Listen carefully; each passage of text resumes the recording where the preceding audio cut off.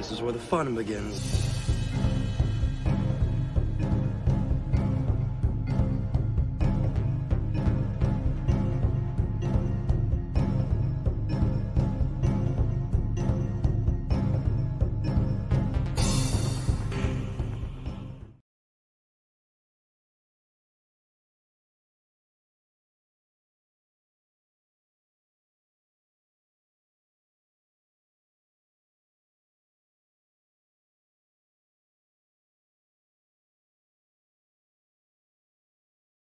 That's just a rumor that has kind of crawled up through fandom for years and years and years. I know that Tim met George Lucas. They had a sit down conversation before the first book was done. I know that as with any of the novels, everything is cleared through Lucasfilm, and 100% for anything as major as a love interest being developed for Luke. That's a decision that George would have given a yes or no on.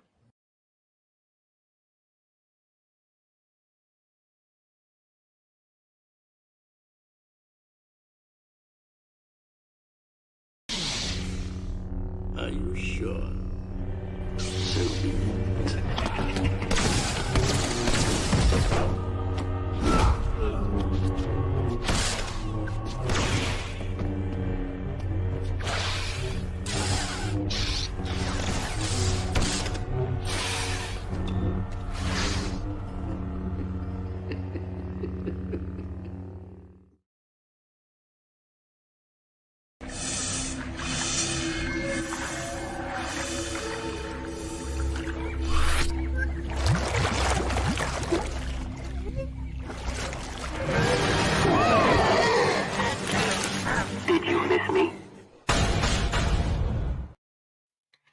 Hi everyone, and how are you doing? So my voice might go in and out today. I woke up with some sinuses issues going on for whatever reason, and my voice keeps going out.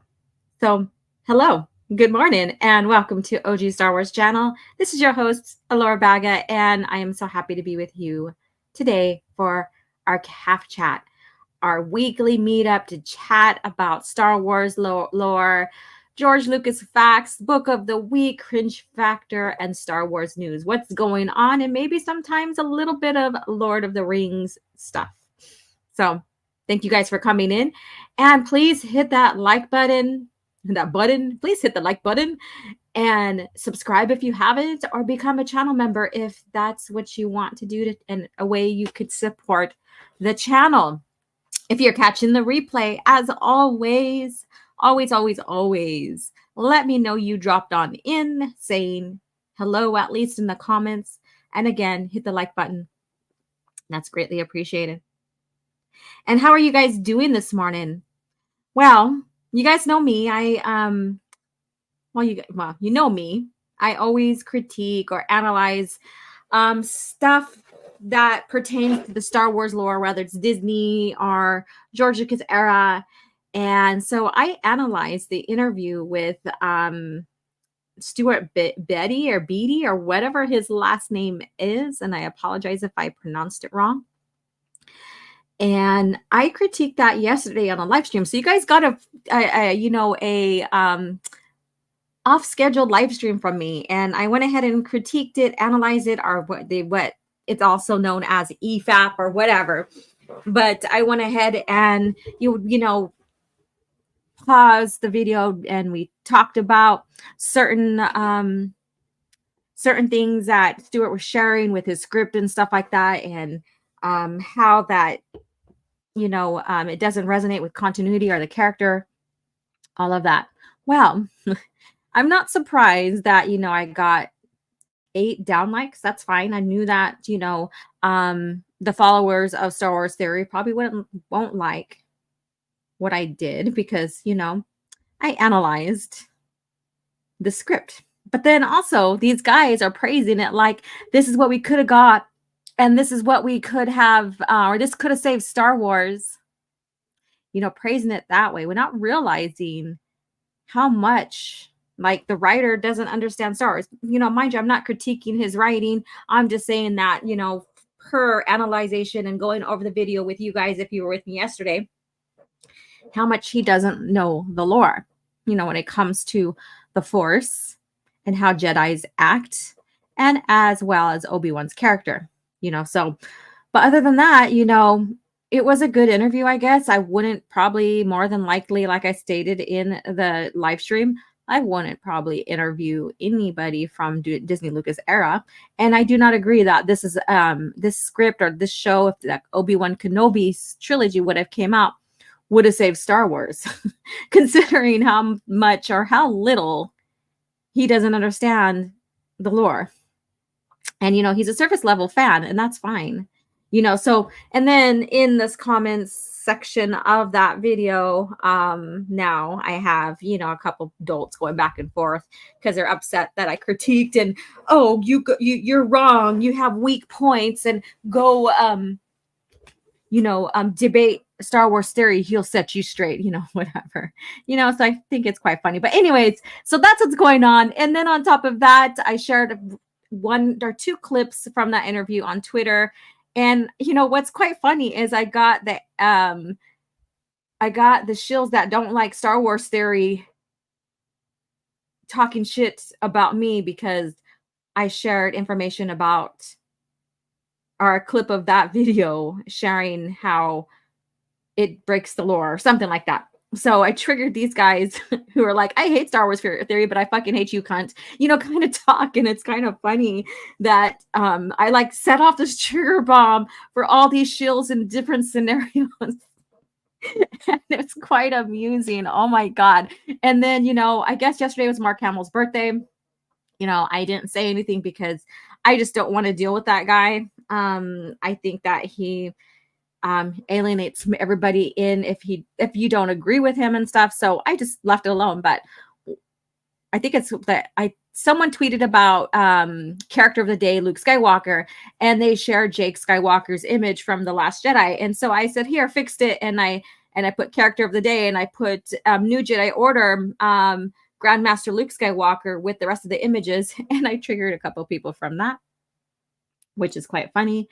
And then, so yeah, so I kept like whatever I did yesterday, it's like this trigger bomb that went off and all these shields revealed themselves. So it was quite funny. But anyways, this is not what the show's about.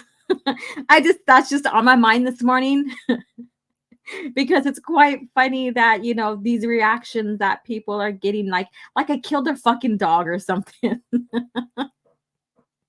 Oh my God, it's quite funny. But anyways, so go catch that live stream I did yesterday if you have not, and leave a comment, and our response to it. I highly, recommend that. Even if you disagree, like I don't care if you dislike my live streams or my videos. That's fine because it still gives my videos attention through the algorithm, I guess you could say. And, and I'm not an echo chamber really. So if you don't like it, then that's fine. More power to you, and move along, whatever. So anyway, so today's topics are going to be, Lucas facts. So we'll get into that here pretty quick. We're getting into finishing up Malgus's journaling of the Outer Rim campaign. So we're going to finish that off. So that part of the lore. We are going to get into Book of the Week, and I forgot to pull up that interview of Luceno. So maybe I'll get that done as we start talking about the Book of the Week. If not, then I'll just let you guys know what I found. But I'm not telling you just yet. If you haven't figured out what the Book of the Week is by my tweets this last week, then or the last few days, then you'll probably be more surprised than anything else. And then, of course, Cringe Factor. So let's see who is in the chat. We have Darth Paws, who's been hanging out for a while. Whoops, what happened? There it is. Hello there, reading Labyrinth of Evil right now. And wow, I forgot how great this book was. Long live the EU. Well, enjoy your read. I am almost done with the Vector Prime. So yes, if you guys know, some of you guys may know that I decided to reread the New Jedi Order. So that's a 19-book, series. Excuse me. Ooh, I'm gonna lose my voice. And so I'm almost done reading that Vector Prime, and I'm excited about rereading and experiencing it again. And yeah, it's still emotional reading through it. Like when you get into the very heated emotional parts and stuff. Yeah, so that's good stuff. And this is what I tweeted before we went live. Not tweeted, she's commented. Well, Ron kisses his mother-in-law on Rings of Power. Haha, what a hot mess this show is. Yeah, so that's what happened. I woke up to that news as well. And that really kind of shook up the Lord of the Rings fandom community. This should be fun to listen to, and with no work, I won't be missing much. Awesome. Well, I'm glad that you are with us. And Soul Assassin, smash the like button. He is here. So, mind your manners like I do. And that's bullshit, right? Hello, everyone. And Star Wars Grad is here. And Holocron Library Fox. Good morning, Alora, Assassin, and Chat. Good morning to you.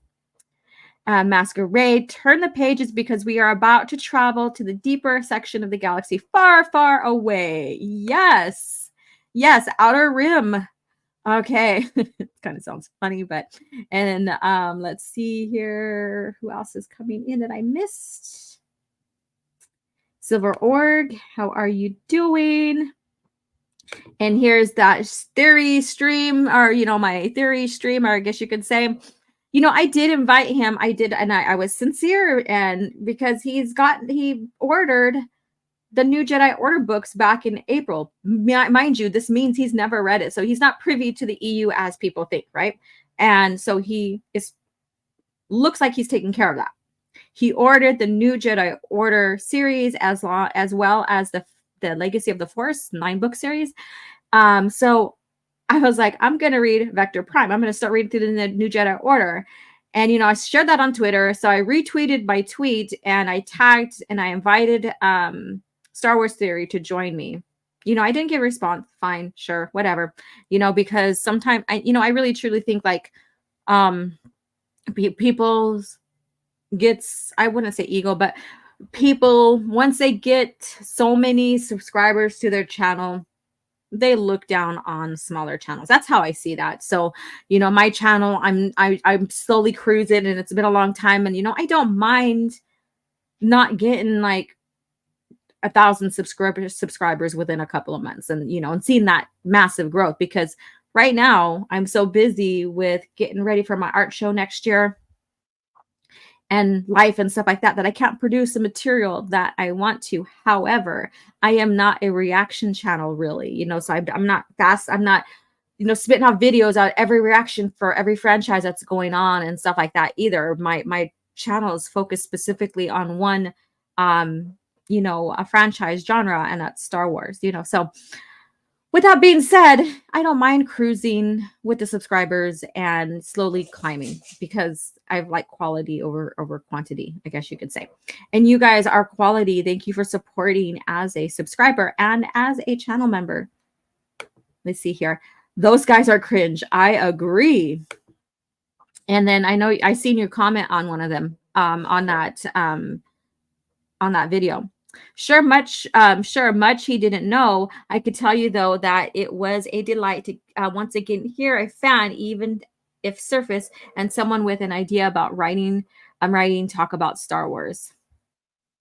Yeah, that was fun to, like they had a good time. That was interesting to listen and stuff, and I did have some harsh critiques against Star Wars Theory as well. I admit that that's just how I am.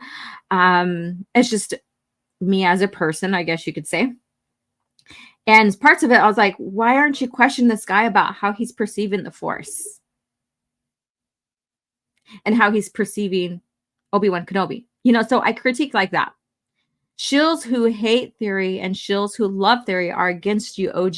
It's mad world. A mad world. Yes, it is. And Nuisance, the Nuisance bird is here. Kaka. Hello, how are you doing? Hopefully you're up perched somewhere and have something nice to drink. And thank you for joining in. Those people on Twitter are starved for attention. Yeah, that's exactly it. And what's so funny is that Sheev guy, who was like, defending himself as he's not a Star Wars fan, or not. I mean, wait, I'll take that back. He's not a Disney Star Wars fan, and all of this other stuff. Like, because I called him a Disney shill, and he's like, I'm not a Disney shill. And then I pointed out the name that he's using, and we had this back and forth about 6 months ago or something like that. Well, he once again commented on one of my tweets. It was about Luke Skywalker, the character of the day, Luke Skywalker. And, it was not friendly. And I don't expect him to be friendly with me, even though I don't pay attention to him anymore. And so he did that. And then so I was like, let me see what this guy is up to. So I looked on his Twitter page. And he's like over there defending Rogue One and defending I think Andor or something, and I think maybe the Acolyte. I'm not sure, so I'm not too quite sure. I don't remember if it's the Acolyte or not, but he basically is like, I'm not a Disney Star Wars fan. I hate it. And then now he's like over there defending it on some of his responses to other people and stuff. So that was quite interesting. Masquerade said it's a graveyard of a social media anyway. I do not care what they are posting. Yeah. People say I have a lot of patience with these guys and I'm very diplomatic and stuff like that. I'm just exposing them. Like, they expose themselves. Like, obviously they expose themselves with their comments on my tweets. Like, I wasn't even thinking about, antagonizing anybody, and and here they are. And then so I retweet them to expose them, basically. So like people like you who don't care to even interact with them, you can go block them and stuff. So, I'm like exposing. That's what I do. Now my phone has the bird still. Let's see here. I don't know what that's about. Then Elrond kisses his mother-in-law. What the hell is this? Ain't the Skywalker. Oh, no, you did not go there. Oh, that's so hilarious. And my defense of the twins, they did not know that they were related, but that's funnier than hell still. I could take the joke. Oh, what? That's what they did? Yes, they did. Oh, my God. Hey, Soul. All right, so if I was an org, I would be tax-free. Oh, I'm still laughing at that joke. Soul Assassin. All right, Holocron says, I'm not surprised. I had to read through some fan fiction for juveniles. All of this Acolyte, Rings of Power, exactly like that. Yeah, that's what I'm hearing. I haven't done the legwork like you did, but that's what's happening. I agree. Real Luke Skywalker would drink hot chocolate any day. Yes, he loves hot chocolate.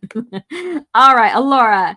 Hionth is pronounced. Okay. Let me see. Nianton. I'm sorry, Nianton. And it's okay.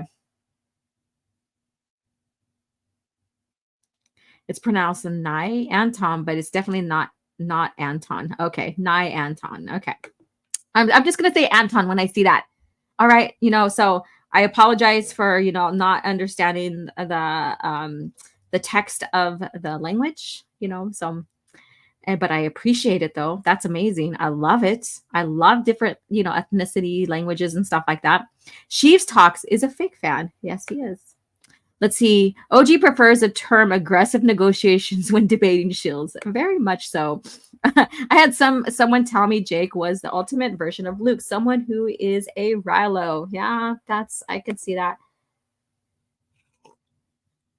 Oh, Niye.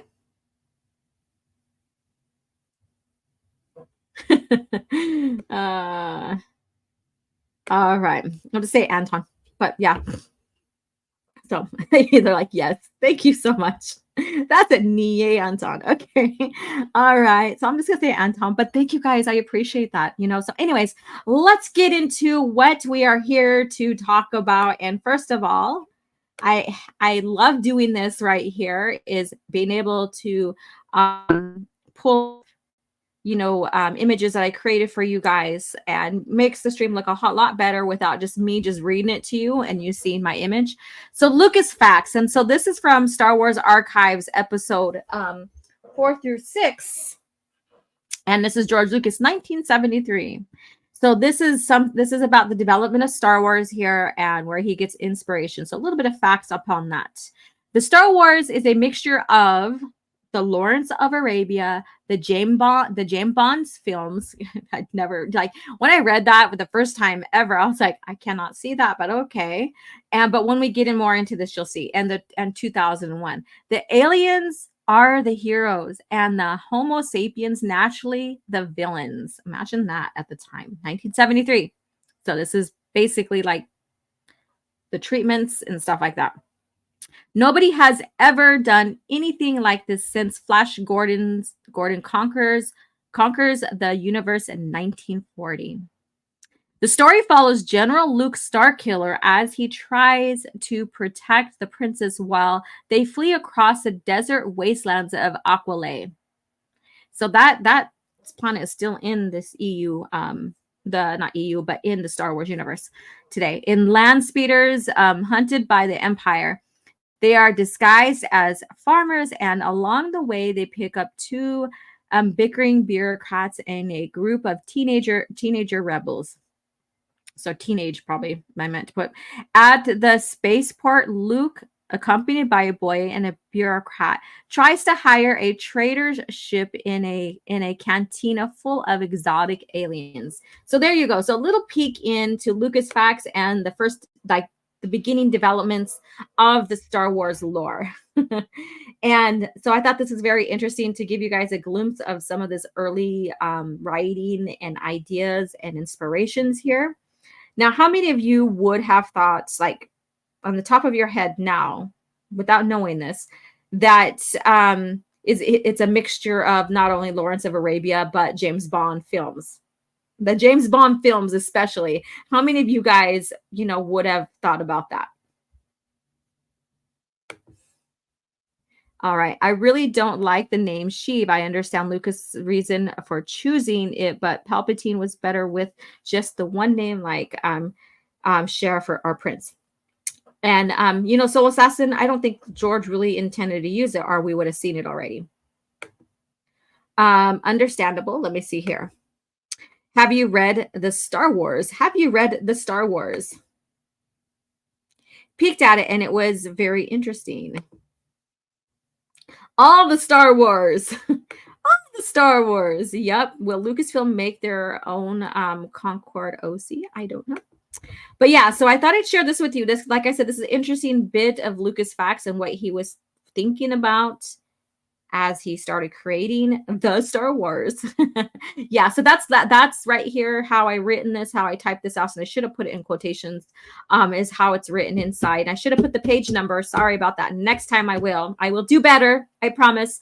I will make sure that people can open up their Star Wars archives and turn to the right page and read more about what, if I use the archives for Lucas Facts or anything I use, I'll make sure I'll cite the actual page source instead of just sharing where it came from.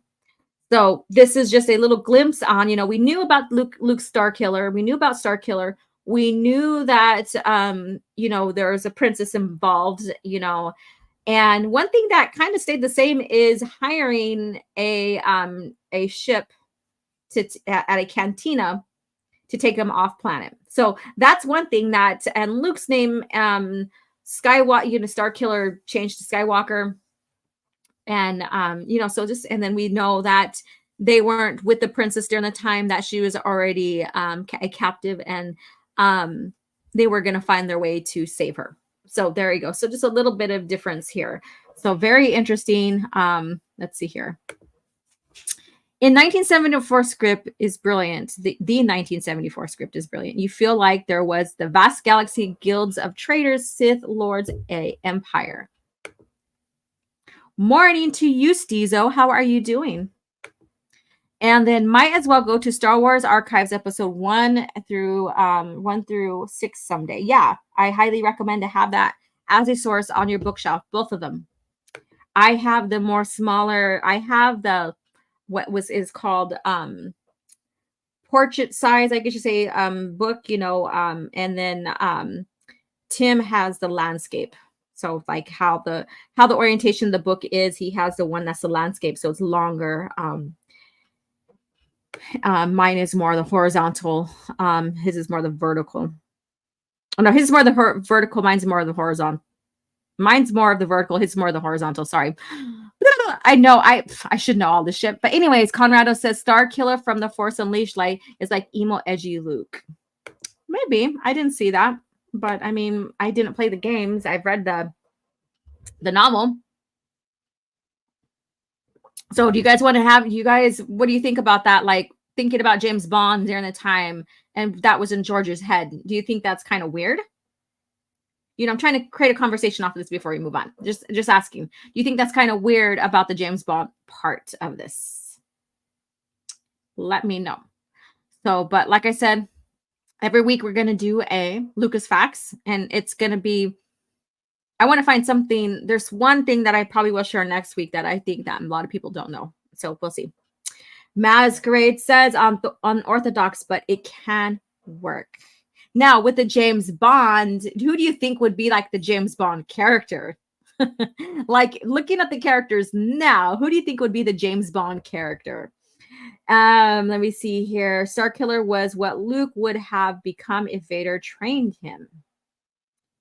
And then Coronado says, Conrado. See, I did it fucking again. Conrado. Maybe anti-Jake Skywalker is a cool dad and more EU accurate Master Luke. Okay. I wonder which part of 2001, the classical score? Yeah. Like the late Count Dooku once said, stop using the standard attacks, use the unorthodox. I love that. Yes. Later, Disney uses that name as a Death Star wannabe. Yep. And there's that. Let me go ahead and get out of this overlay. So there we go. So that's Lucas Facts, something fun, something interesting to think about with the development of Star Wars, the early development of Star Wars, and what was in Lucas's mind when he was considering inspiration. Some inspiration. And we see a lot of that. Like he is very transparent when he's talking about inspiration. Like Hero's Journey, like different films, like even Flash Gordon. And, another of Lucas fact is like he wanted to obtain the full rights of Flash Gordon, and they didn't want to sell it to him. So this is where Star Wars came from. So he's like, well, then I'll do my own shit, kind of, I'm pretty sure he didn't cuss because this is just me, Alora, who cusses, but that's it. And, so we get Star Wars. We get Star Wars because of this. And, and seeing the process and reading through the process and the ideas, like early ideas and all his notes and stuff. It's very interesting. It's like, and how you see the evolution, and the evolution goes all the way into the production. He changed it, like all creators, they change things even as they film. So it's very interesting to see all of that happen, and then finally see the final product, so, very interesting stuff there. Let me put her up here. All right. Let me see what you guys are saying. The Star Wars was made in comics, and while it is non-canon, it was worth a read. The Star Wars. And I forgot to play this. I'm going to turn it into a segue little video for the Lucas Facts, but I finally uploaded something. That's great. It's going to be great. That's going to be great. It's going to be great. That's going to be great. I just have to edit that video so that you could see them better. So, and I'll take care of it. But yeah, so that's great. It's going to be great. That's going to be great. It's going to be great. That's going to be great. Yeah, so that's great. It's going to be great. That's great. It's going to be great. Yeah. Let's see here. The Star Wars is a concept art in comic form. And then last week, I shared about like how he hired Ralph McQuarrie. So a little bit of that there. Palpatine was a kind of a below field. Let's see here. All right. So with that being said, who is ready to get into some lore? I am ready. Let me see here. I want full screen. There we go. You know what? She's not going to fit right here right now. So let me take her down. I love my overlay bits, but That does not sound right, but I love my overlays, but that's not going to work there. So those who have your Book of Sith, go grab them and turn to page. What page is that? I have to look in my book. I didn't even save the page. Let's see here. We have a little more. I want to finish this up so we can get into the rule of 2. So that's what we're going to do. So let me find the page here. 57. Turn to page 57. We are on Rim Campaign Day 258 or 258 Malgus. So again, these are his entries. As always, expand on what we're talking about. Make any additional comments referring to anything that's happening that's being shared here, especially if you know more of the Malgus lore and stuff like that. And feel free to talk, and I will check out the comments as we go along. And after we're done, like this is the last part of the campaigns that I wanted to share. And then we're going to get into the history, the moving forward into the Rule of 2 and that history and how Rule of 2 came about. So I'm excited about that. So let's get into who. And who is the doctor number and Goldfinger in stand-in? Someone go ahead and answer that. We're going to get into this. Plagueis. All right. So with that being said, Rim Campaign Day 258. We must now defend the heart of our own territory. I am enraged. The Dark Council allowed the war to reach Ashish Ray. That was like weird for me to say. Yet I must allow some measures of administration for the way the Republic has outmaneuvered us. Or admiration, not administration. I need to put my fucking glasses on, you guys. I didn't even grab them. They made their first strike while Lord Angril's vessels were still gathered at Ziost. We arrived just in time to halt their advance on the central garrison. Do they think they can hold this world? Do they hope to fortify it as a staging point for a strike against Dromod Kos? Or is this a way to preoccupy our forces yet again while they capture some other objective? And so Vader, like this is the only place we really see Vader really annotate throughout the book, is basically mostly in Malgus's entries here. The capital of any fighting force must be protected above all else. All right. What does it say? An army that loses the capital loses its authority, and that's Vader. And Sidious goes on to say Coruscant and is impenetrable. No enemy can ever hope to shake my hold on this world. And he's right. No one was able to. Once he fell, the Imperial remnants still occupied Coruscant until the New Republic with X-Wing squadron Rogue Squadron went in and liberated Coruscant. So a little history there. So if you haven't had a chance to read the X-Wing series, read it. Great series. And then Luke says, it was years before the New Republic finally took Coruscant from Palpatine's successors, but perseverance pays off, and that's Luke. So he, has a little comment on that. Malgus goes on to say, I write from a clearing at the garrison's outskirts, amid the encampments of the planet's doctrinists who desire a return of the Empire's isolationism.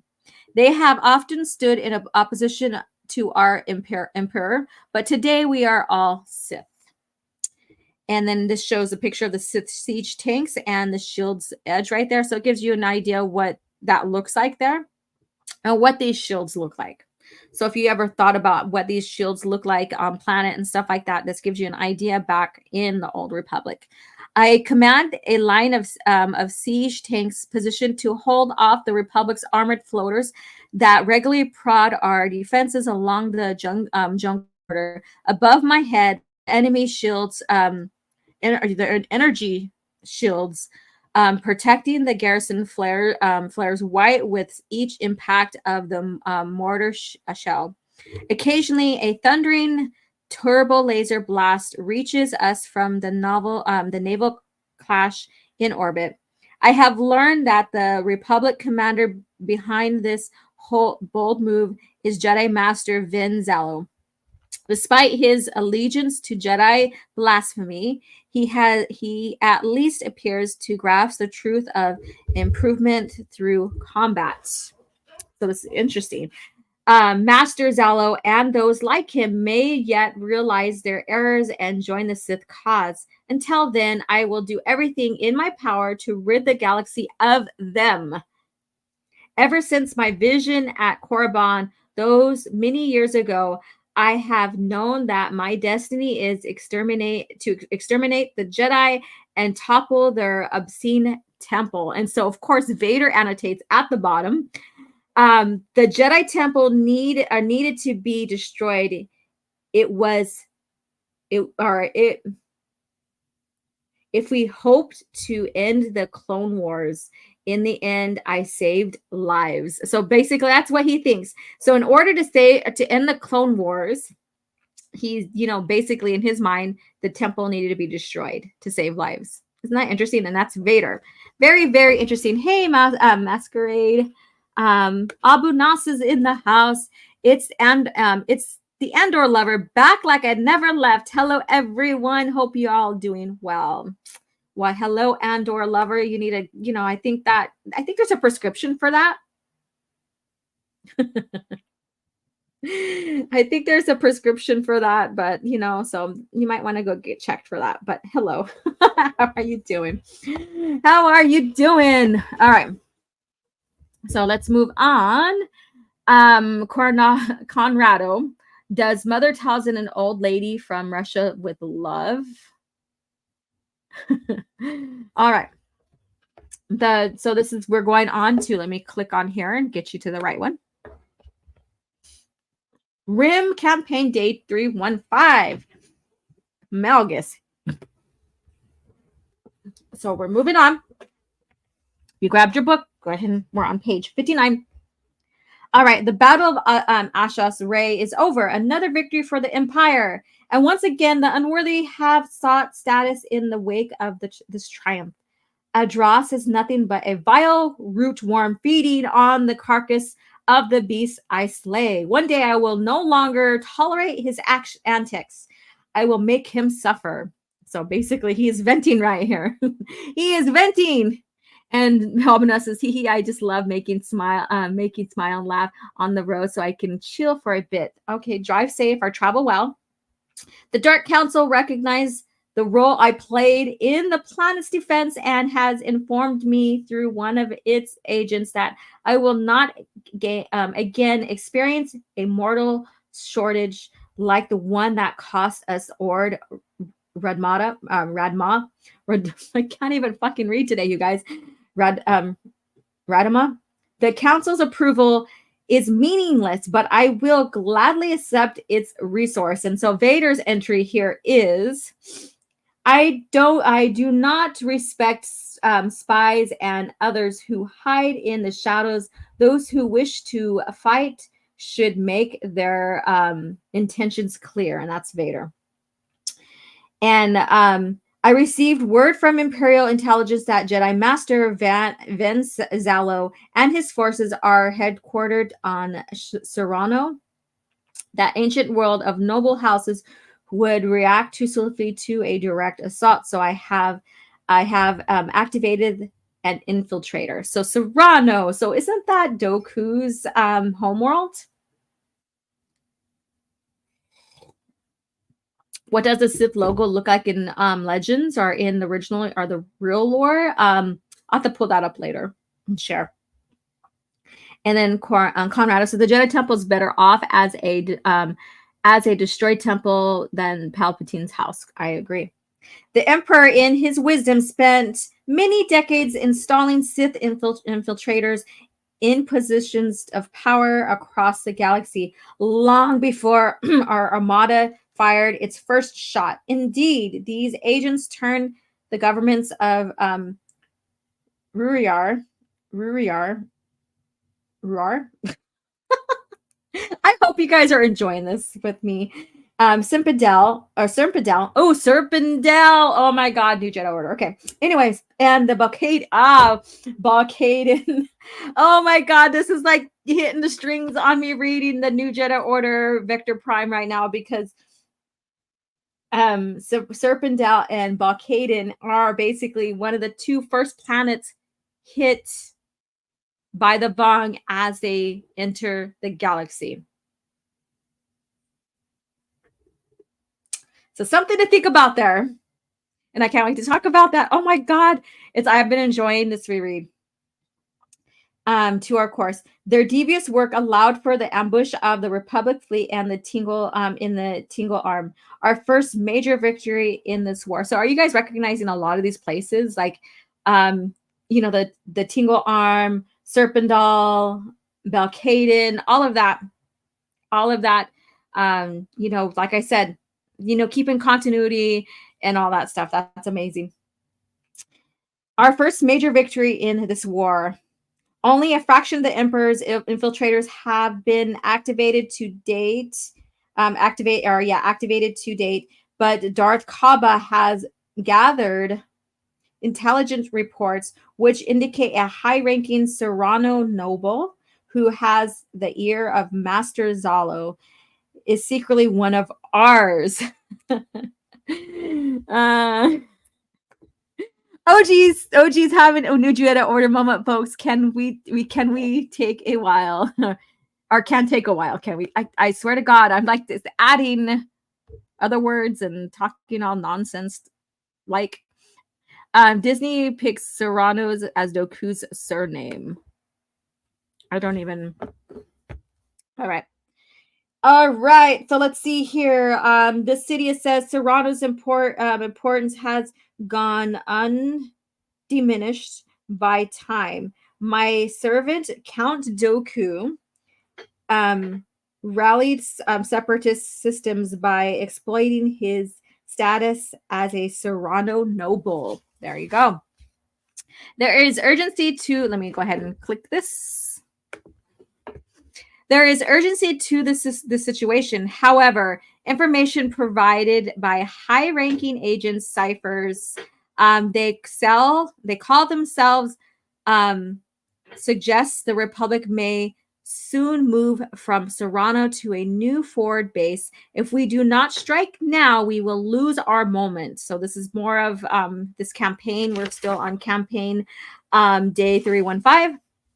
The assassins of Master Zalo and the disruption of the Republic's command structure must be carried out. But I have been told I must wait for one of the infiltrators to complete the mission. And so we wait for word of success to come through the Cipher network. My warships stand ready.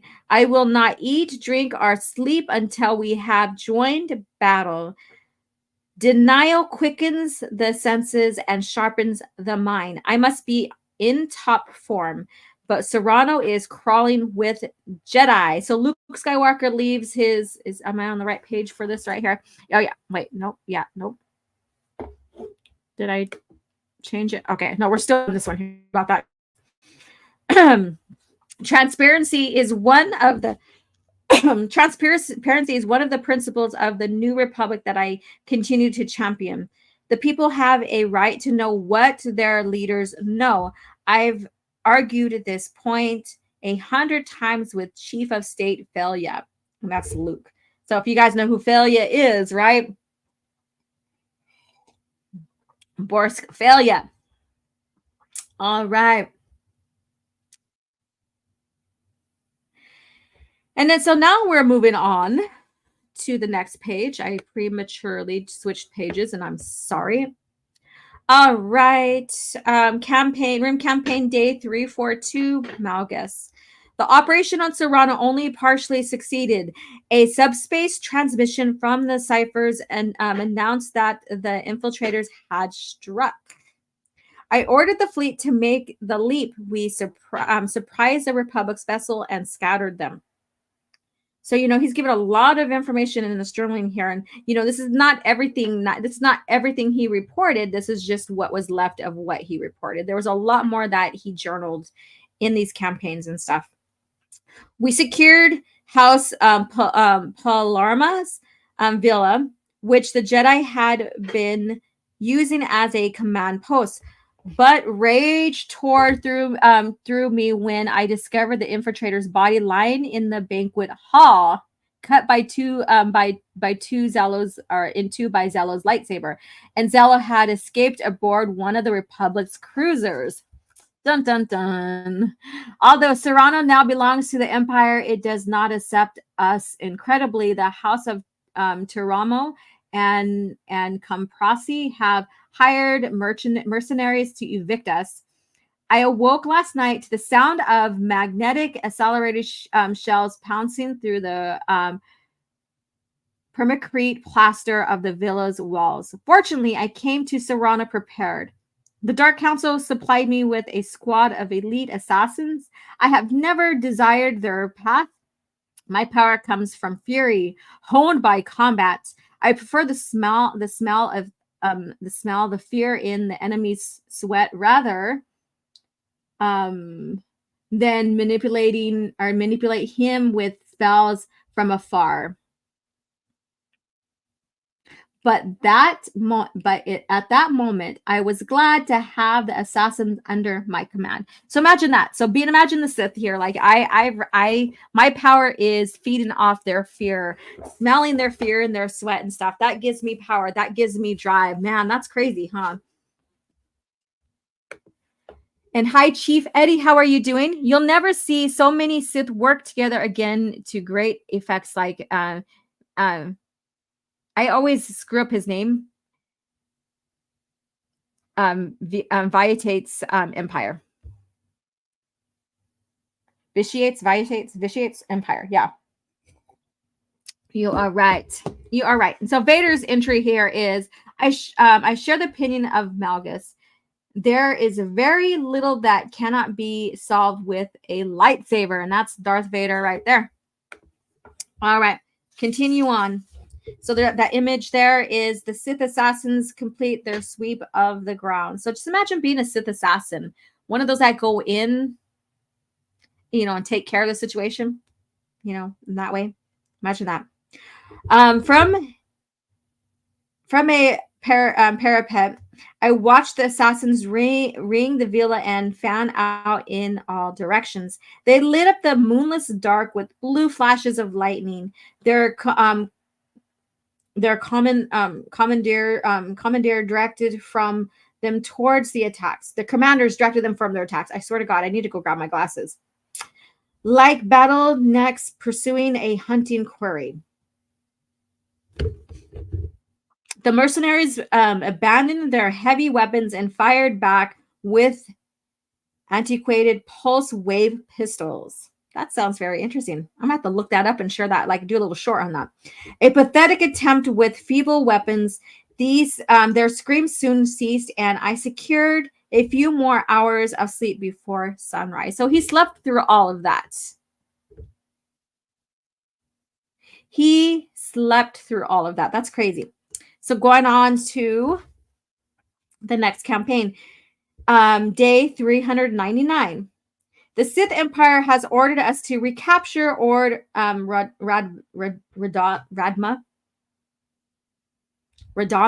Radama.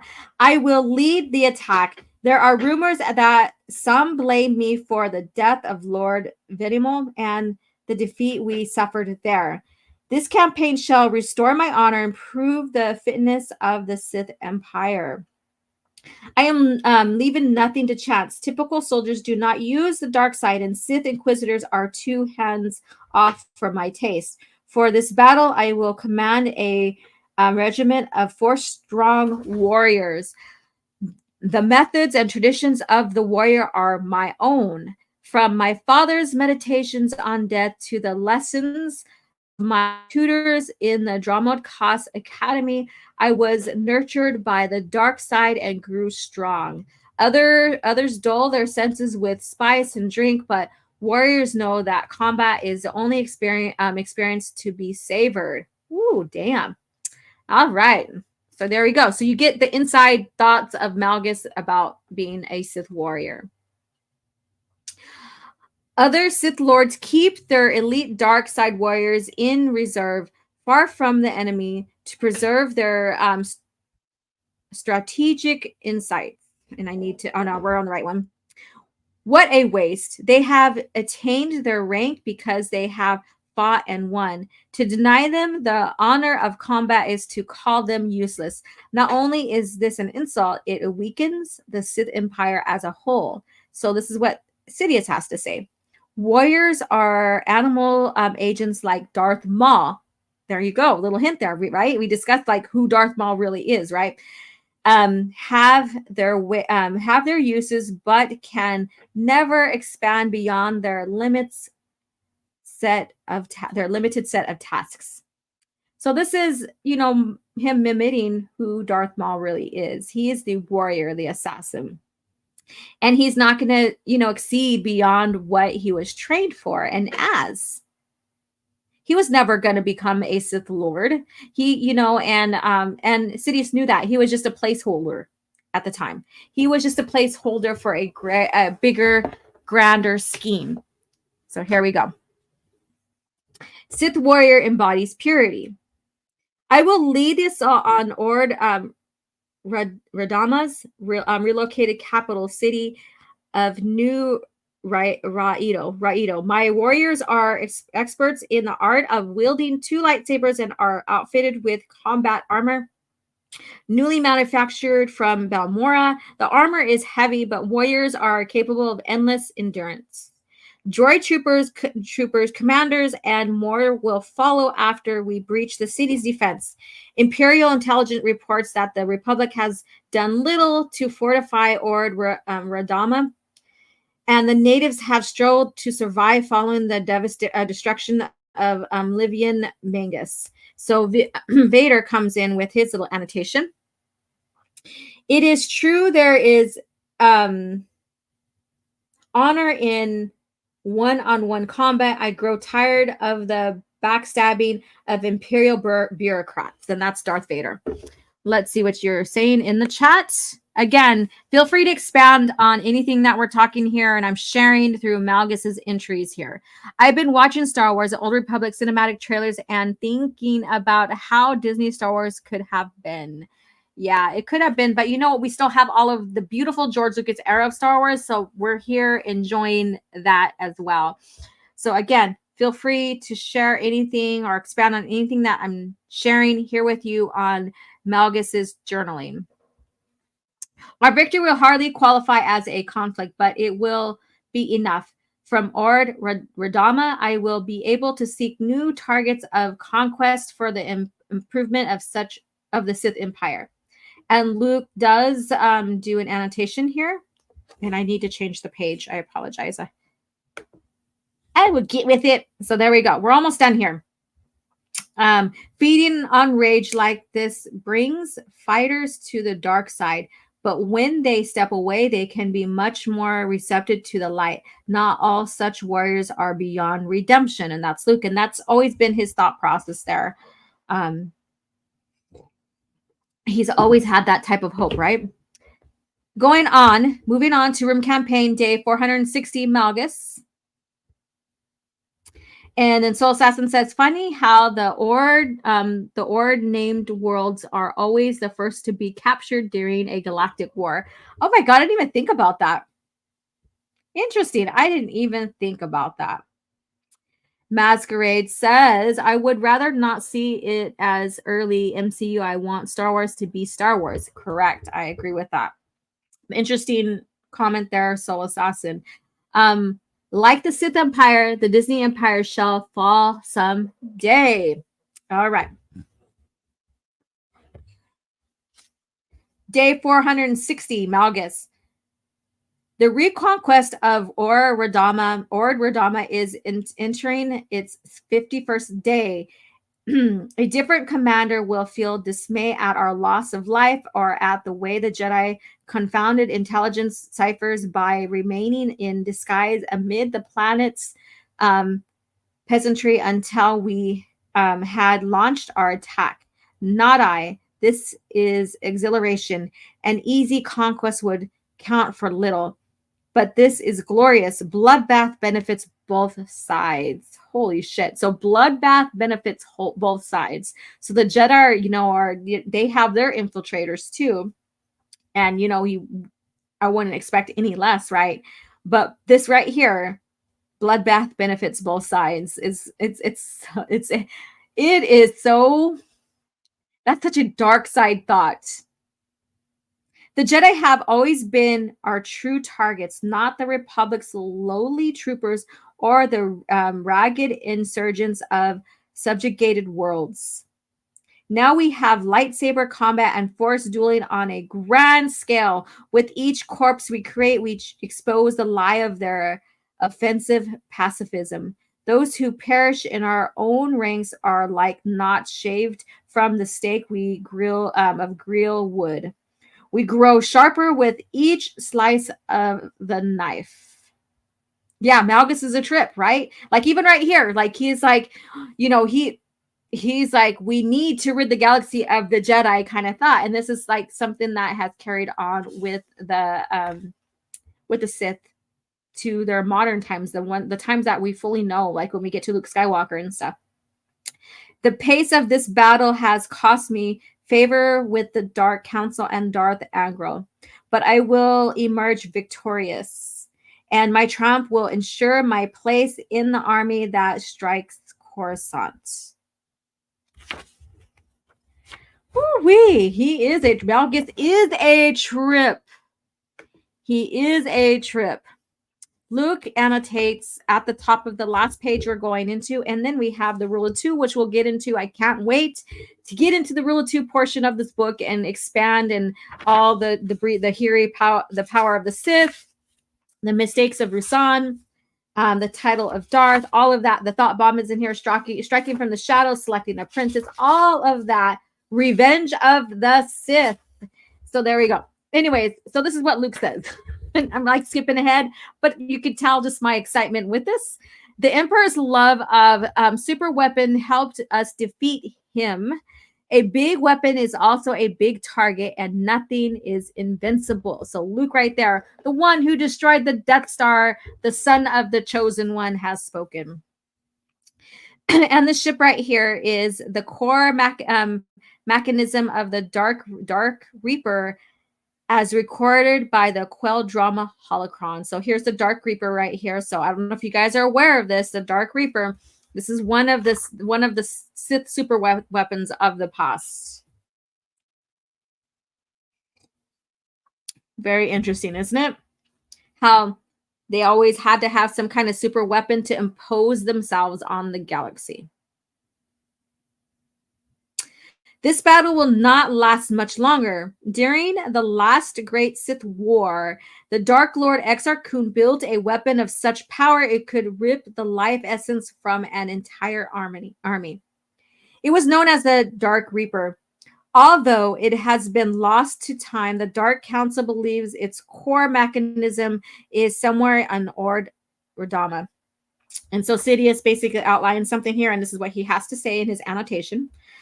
A spark of insight from Malgus. A Sith should always think on a monumental scale. And that's his thought about that.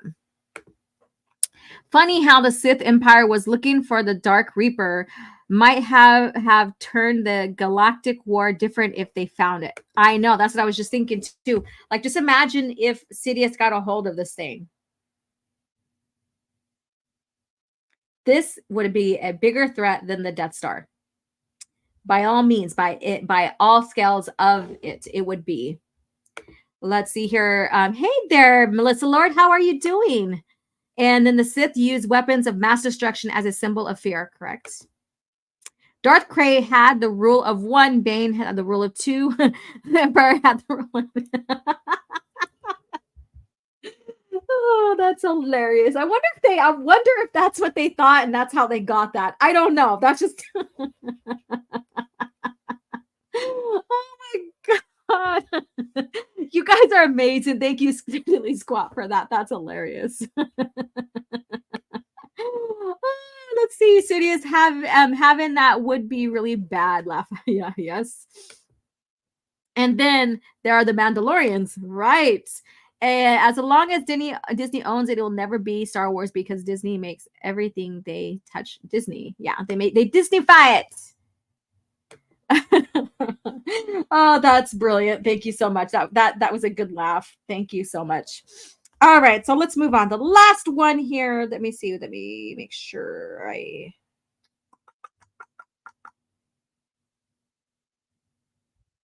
All right, just one. Okay, so let's continue on.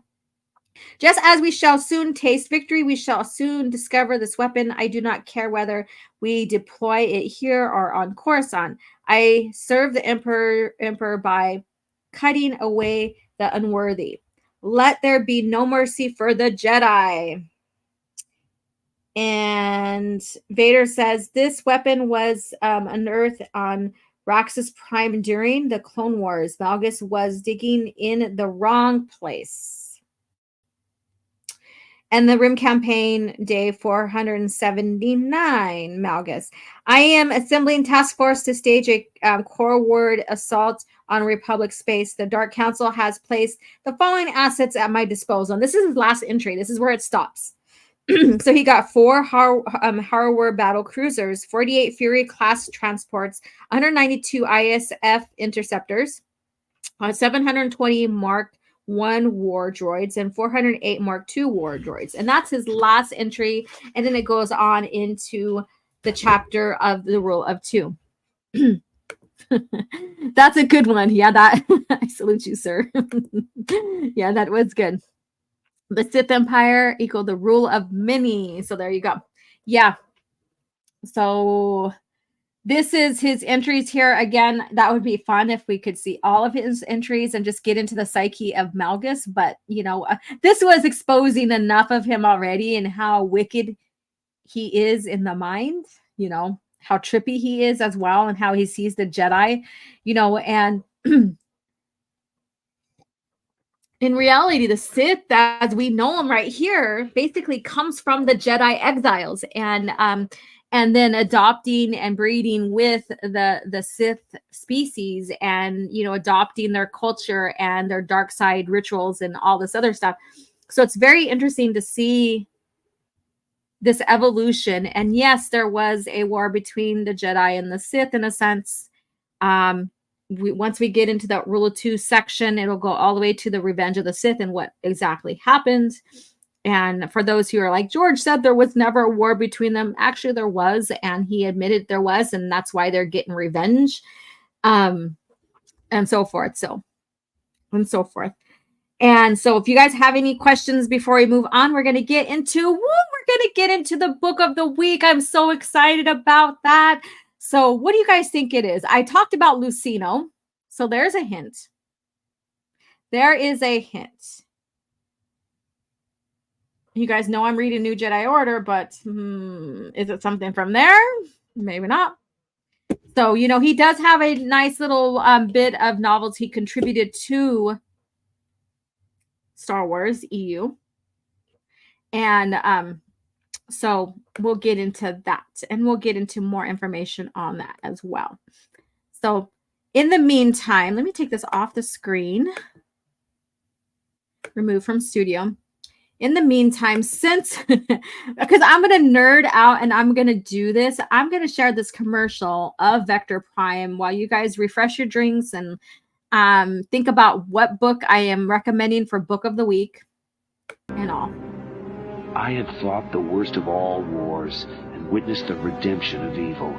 I have seen balance restored to the Force. But order can turn to chaos, as it did when I was born. Now, with my loved ones and my loyal allies, I face a new challenge unlike any before. And I'm not sure this time we can win. Star Wars Vector Prime by R.A. Salvatore, the first novel of the New Jedi Order.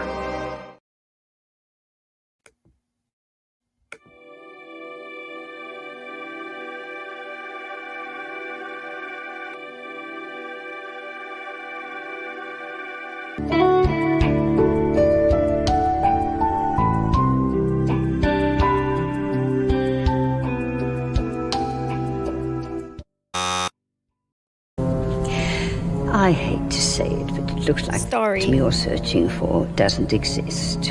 Impossible. Perhaps the archives are incomplete. If an item does not appear in our records, it does not exist. All right, so here you are. Here's the book of the week, Cloak of Deception. And I do have the hardcover. So the author, of course, James Luceno. Cover artist is Stephen D. Anderson. The publication's hardcover came out June 2001, paperback July 2002. So that falls into the timeline of 32 BBY, Battle Before Yavin. Jocasta, yeah, it was just Jocasta. And so I have these continuity notes that I wanted to share here with you. No, I don't think Albanos, I don't think you've seen that clip, that segue clip of mine, huh? You like that? Disney Star Wars got the X out. All right, so let's see here. Soul Assassin says, know what I always wondered? What happened to the Sith species? You don't see them in the Dark Brotherhood or during the Darth Rune's reign. Did they go extinct? If so, how? Yes, they were breeded out. So they were bred out. They went extinct. That is in the lore. And I think I did talk about that when we started talking about the Sith species. So yeah, through crossbreeding with humans and stuff like that, they went extinct. Yeah, I love that. Criminally underrated, I hear. Yes. And what's up, Justin? How are you doing? No, I haven't. This is the first time. That's why I laughed so hard. Yeah, that's my segue right there for the book of the week, and it's quite funny, and yeah, and it's entertaining. It is really entertaining. I am very proud of myself for that clip. This book is unrated, another great Luceno novel. Correct. And the human Sith are racist. All right. So these continuity notes, when I was doing my research for this, because like I want to give you guys more than just saying, hey, this is the book of the week. Maybe you want to pick it up and read it. I want to give you guys more information about the book, how it was created, and maybe what sources were used to help the author keep continuity. So continuity notes here. Original title was Virgins. So that was the original title until it became Cloak of Deception. George Lucas stated up front that he wanted a political thriller that focused on Palpatine and Valorum. So he basically, that's what he told Luceno. So they talked about this novel because this novel is, it's one of the novels that stages some of the movie and stuff like that. So it complements the movies. And let's see here. Where did I leave off at? Luceno was making connection efforts, not only to the PT, but other EU material, having numerous notable cameo appearances by Anand Bandera, Darsha Asant, and Hath Manchar. So if you read, what is it called? Shadow Hunter. These guys are in that novel. Many of the commerce entities that help fund the Separatist Alliance is in episode 2.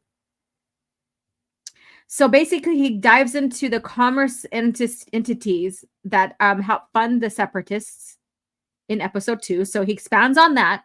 Jedi Master Luminara Undali makes her first appearance in this novel. So this is the novel where we learn about her. It's her first appearance in the lore. Jorah Sabaoth, first seen in the as a clone in the Thrawn trilogy, is in, he has a scene. So he is mentioned, or he has a scene in this book here. He makes an appearance. Not his first appearance, we know that, but he makes an appearance here. But this is not the clone. This is the actual Jorah Sabaoth. And then Senator Griebelips, I think I said that right, but that Senator Griebelips it's backwards for Spielberg. So a little bit of facts there. The Senator Griebelips is like the name Griebelips is backwards for Spielberg. Of Brodu Asogi, the ET of the Senate scene in episode 1 is also included. So that when we see that little cameo of the ETs in the senatory hall there, the senatory room, they make an appearance, or he makes appearance here. And let's see here. OG, you should play the Luminara actress interview clip. You know what? I don't want to. Oh my God, I'm losing my voice, you guys. Hold on. Oh, goodness. All right. Resend that clip and I will play it.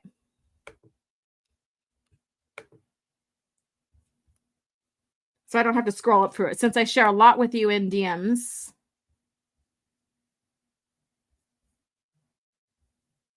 Let me see. I don't want to scroll. I have a lot going on my page. So if you want to send it to me again, resend it, then I will play it. I will play it. All right. Oh, yeah. And then I was going to make it one of the clips here, but I didn't have a chance to. Oh, yeah. Obi-Wan's lovely friend that may or may not be his love interest since Siri Tachi. Let's see here. And Soul Assassin Old Republic. I'm responding to, or I've showed that your guys' conversation there. They show the setup for Valorium's fall in the Phantom Menace in this book. Correct. I was going to get to that. But, you know, I want to get that clip so I could show it to you guys. He's probably looking for it now. La-da-da-da-dee. There we go. Woohoo! Let me stop it from playing. Let's make it full. Wait, no, don't do that to me. Stop it. All right. What are you doing? There we go. All right, you guys, this is very interesting. Like I said, I like to share bits and pieces about like development and stuff like that. And when I was planning on having this book of the week and looking further into all of the continuity notes and stuff that I can find, Soul Assassin's like, look at this clip. He's so good at finding clips. I didn't even think about looking up to see if there's any interview by the actresses. Now, there's two actresses that played Undali. So she is one that we're going to see in this interview. And then there's another. So one was a Kenya actress. So she's from Africa, Kenya, the continent of Africa. And another lady was an Asian. So I shared that on Twitter. That's why I was asking if you guys followed me on Twitter. And you notice I was sharing PT information. And it was all coinciding with Luceno and stuff like that. Maybe I was thinking that maybe some of you guys would have picked up what the book of the week was going to be. So now I'm going to quit rambling and show. I'm going to quit rambling and show this. Let me see here. And so the one is Mary Oyawa. So this is the Kenyan actress, I believe.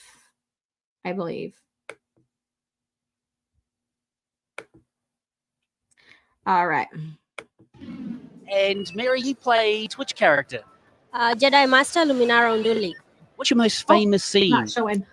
The arena in episode 2. There we go. And you have the very exciting and tough poses, yeah? Yeah, I do. And she's really fast and very good with her lightsaber, but very ruthless. And what's the heritage of Luminara? I see she's got a very unique chin tattoo, hasn't she? Yes, she's from the planet Mirialan. And tattoos actually, they tell the people from the universe or the planet her strength, her powers, and her experience, and her versatility, or whatever, her warrior tactics, and how good she is. So there you go. That is her explaining her character, which I thought was fascinating because she basically has in-depth information about her character, what the tattoos mean, what planet she's from, all of that. This is back in George Lucas era, Star Wars era. And I thought this is very interesting. So thank you again, Soul Assassin, for finding that and sharing that with me. The actress is hot and knows the lore. Correct. Let me see here. Much better than Reva. And let's see here. Oh my gosh, a black woman. Yeah, and she's from Kenya. So she's actually African, from the continent of Africa. She's Kenyan or Kenya. I'm sorry if I'm saying that wrong. So it's very interesting. And everybody that has channels and that are, sharing information, content from the greater expanded universe, Star Wars lore and stuff like that. I'm hoping. Jeez, I can't even English today. I am hoping that this is inspiring you to, when you share your information, your lore, the books, reviews, and stuff like that, that you do continuity notes. And I know Scran is doing a great job.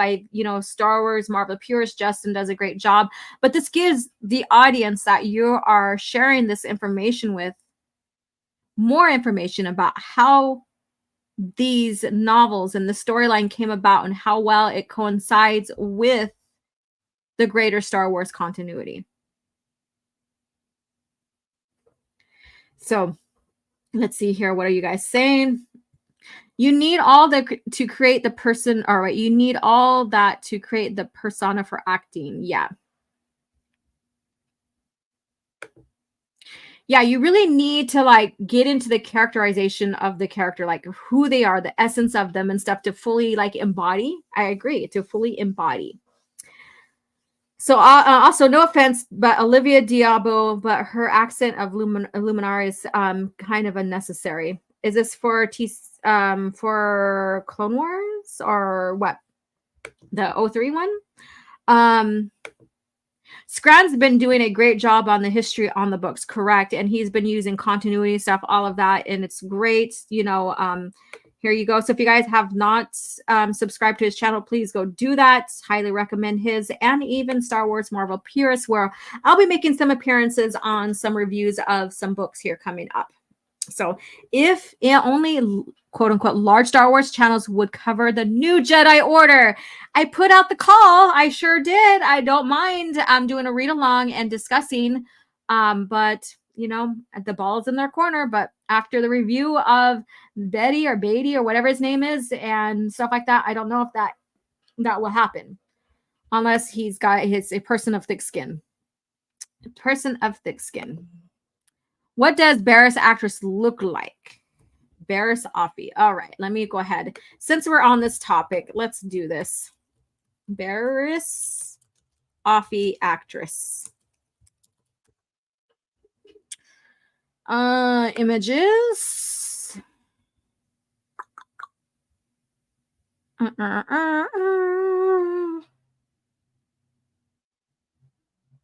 want a full-length picture of her. Now, if I was Tim, I'd probably have a file of this, but that's not the case. She's pretty. She's gorgeous. I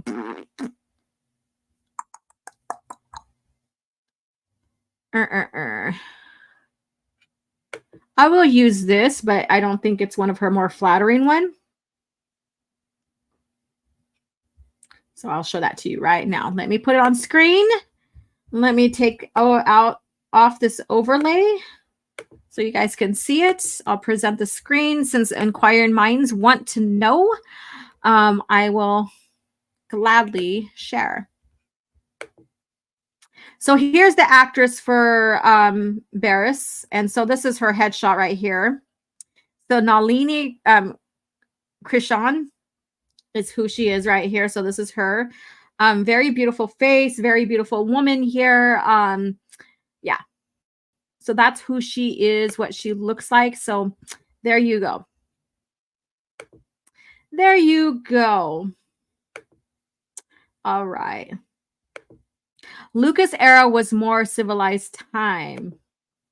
The interview D+ writers a big priority, especially when you are all about Star Wars and not the grift. And then let's see here. Miss Offee also gets the British accent as her master in TCW. Interviewing D-Ray is a big, yeah, I read that. I don't know why I went back to it again. She's pretty looking. Yeah, she is. And let's see, pictures Nalani with Rosario. Why? Why? That right there, like how they destroyed Barriss's character. Why would you want to just like have her come back and then go through the rest of that bastardization of her character? Why? Soul Assassin says Lucas really knew how to pick the actresses. He sure did. Wow, okay, that's a Jedi Knight I want to be a Padawan with. I bet you do, Abu Nasa. I bet you do. Let's see. I wish they kept the scene of Luminara and Barriss execution during Order 66. It is in the novelization. So it's still canon. It's supposed to still be canon. It is canon. Nah, Rosario's kind of a trash as Ahsoka. Yeah. Keyword woman, a little too old for Filoni's taste. Right, because he de-aged her too. Isn't that kind of creepy? Oh my God. I ain't gonna go there, but yeah, you guys can kind of go. If you want to go there, go ahead, but I'm not stepping foot into that wolf freak world. Conrado used a mind check on OG to get us some expanded bootyverse on CAF chat. There you go. Well, kind of. I mean, yeah, she was wearing a halter, like non-shouldered dress. Let's see here. And then see, yeah, I know, but I want to see it on screen. Them together? No, I don't recommend that. I think that it's fine. But yeah, if you like Rosario Dawson as a, you know, as a person and stuff like that, more power to you and stuff like that. But her, you know, fine. If you like her as Ahsoka, fine, whatever. But no, let's not bring bears back to, you know, further hurt her character. The Revenge of the Sith comic book, that is all. Are you talking about their scene? Two beautiful actresses, no need for the swimsuits. Yeah. So there you go. So I'll leave that. I'm going to put this back on. And then we're going to get into cringe factor. But again, here you go. Book of the week. It should be posted on my Twitter because I did, when I made the clips here to share with you guys, I've scheduled them to appear on my Twitter page so that you guys can see that in real time, I guess you could say, on Twitter. And so this will be on there. You can read more into it. I highly recommend this book of the week. I would say I would pick it up and reread it again. But I am rereading The New Jedi Order. Vector Primes is on the menu right now, and I'm enjoying that. And then, of course, Lucas Facts will be, it has been shared too on my Twitter. I scheduled that. So, you know, you can go and check those out anytime if you follow me on Twitter. Down, chat, down. Don't make me get the spray bottle, huh? Cool. Just cool them off. Spray them off. They need to be cooled down. You mean the swimsuit used in school anime? And let's see, Masquerade says, Barris is never my favorite character, but she does have an arc of her own. And that's perfectly fine. Everybody has their favorite and least favorite characters in their own favorite in their franchises, right? That they admire. And Abu says, definitely gonna get that novel from my library. Yes, get the novel, start collecting it all. Cloak of Deception audiobook is here. So like if you're one of them, geez, that sounds very sad. If you're a person that needs, like, can't really fully sit down and commit to a book, or you want to continue the book as you're commuting somewhere or running errands and stuff like that, the audiobook full version I recommend. I do not recommend like Audible that has abridged versions until you have read the novel. If there's Audible that is unabridged, then I will recommend them as well as the novel. So like I do with Kenobi. So Kenobi novel and Audible, and it's Audible. Both of them great. Both of them are great. Let's see here. I'm gonna respond to this call through text real quick. We're gonna get into our cringe factor, and then I have to take off. We have California Indian Days, celebrating California Indian Days. And so the tribe had their walk of pride. And of course, I decided to stay here with you and do CAF chat instead of rescheduling it. And then I'm going to go meet everybody at the tribal gym for festivities and feed and all of that. But with that being said, let me go ahead and find a commercial here for you guys to listen to while I respond to someone who is calling me from that event. The fate of the galaxy is now in your hands. With the new LEGO Star Wars Slave One, you can load Captain Solo, arm your weapon systems, man the cockpit, and take off with the most feared ship in the galaxy. But watch out for rebel ships. No matter the enemy, no matter the firepower, you control the action. With the new LEGO Star Wars collection. All right. Here we go. So uncivilized. All right. So let me pull the article up for you guys here. And we are getting into Cringe Factor. This is courtesy of Soul Assassin, so blame him for this, not me. I'm joking.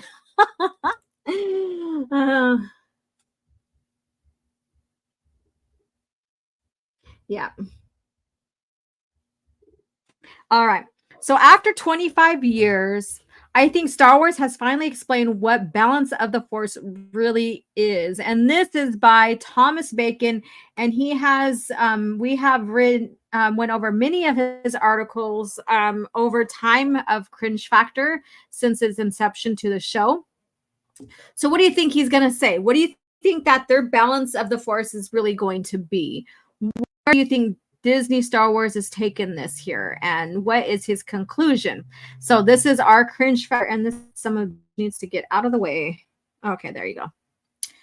So I need to get an ad blocker, but I've never installed one yet. Let's see her. Thomas Bacon, not the piggy pig again. Yes. And then what, bruh, 25 years? Right. Legos be expensive. You can buy the entire EU collection for the price those Legos are going nowadays. All right. So let's get into this. And so I can take off here and go and get some food and see what's going on and what the tribe's doing for California Indian Days. All right. I skimmed through this Soul Assassin. So you guys might be getting some pure first time reading reactions, I guess you can say. So Mr. Thomas Bacon, this is what he has to say about after 25 years. After 25 years, I think Star Wars have finally... So basically he's pretending, or he's acting like Disney owned Star Wars for 25 years, that George didn't have a clear direction for the balance of the Force, which I find quite funny that this to him is still a mystery when George Lucas was clear what the balance of the Force is. But let's get into this. The balance of the Force has remained something of a mystery since it was first mentioned in Star Wars Episode 1, The Phantom Menace. So that's what he's clarifying for 25 years. Actually has not, because George shared what balance of the Force is. And balance of the Force is the light side. But I think Star Wars has finally revealed that is what it is really. And then you get what balance of the Force is in the EU. So there was no mystery, Mr. Bacon. Viewers were taken aback when the Phantom Menace introduced Anakin Skywalker as the Chosen One. And then so they explain that bringing balance to the Force, destroying the Sith, getting rid of the dark side, or getting rid of this mass influxation of the dark side, right? And restoring everything back to light. That's balance of the Force. Where did he fucking miss that?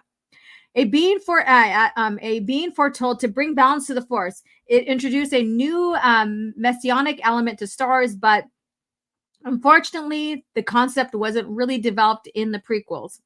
What? Unfortunately, the concept wasn't really developed in the prequels. All right, you guys, all of my wonderful Star Wars fans here. Did you understand what balance was balance in the Force was through the Phantom Menace and stuff? I'm asking a sincere question.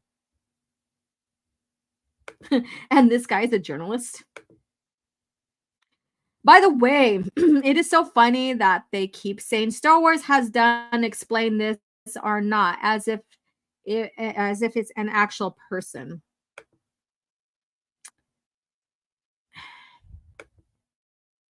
You're still talking about these guys. You guys are so funny. 2 and 2 makes 4 equals balance. Fuck you, Soul Assassin. Oh my God, that's hilarious. All right. That was just a math equation, That was just a math equation, Soul Assassin. All right. You need to get on with your ads, dude. Get out of my sight.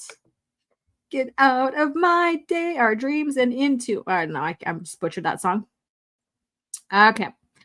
Yoda even concluded that the prophecy could have been misread, leaving its true meaning in doubt. That's just his doubt, not the true meaning of it. Even George confirms that Anakin is the chosen one. That just is Yoda's doubt about the prophecy and who Anakin is. That's just it. That's all. You guys are taking that little green man literally. Stop it. Stop it.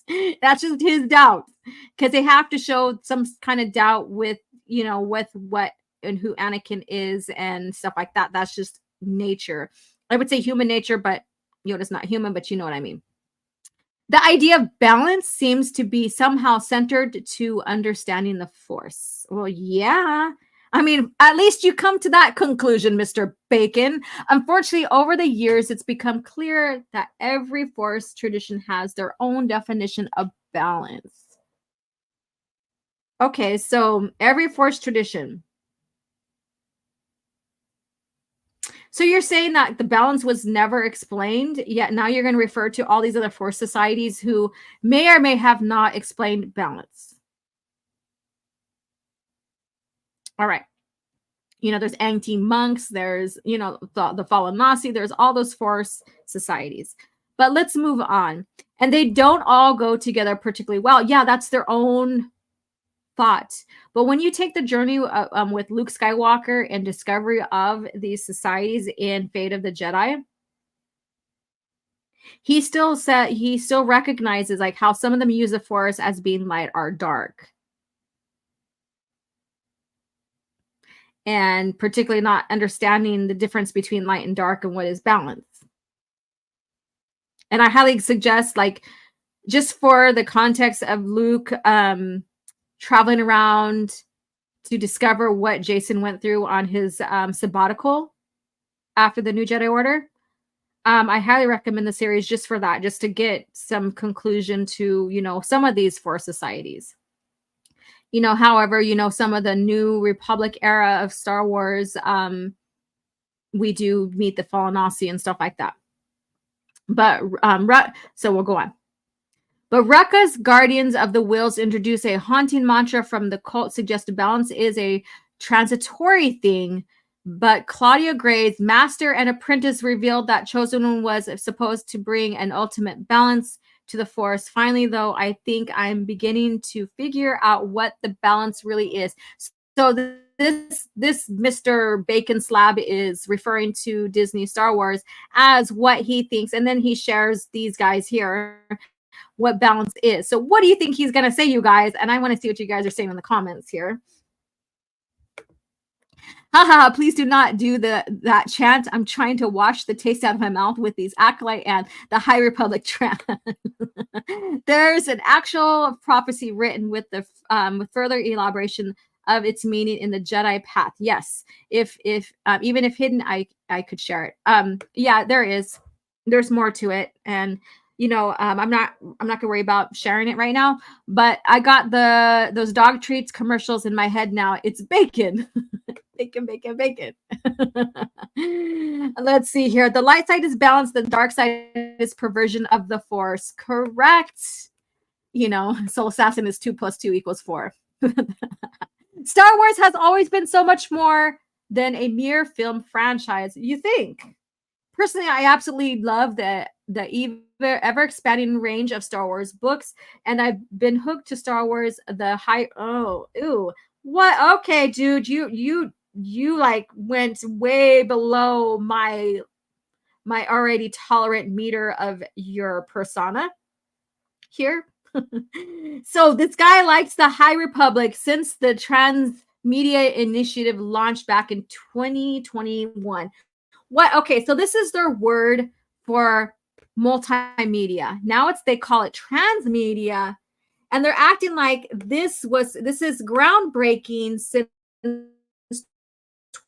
2021, when all they did was change multimedia to transmedia and saying this is the first time we're doing cross-fertilization between books, novels, and the movies and stuff.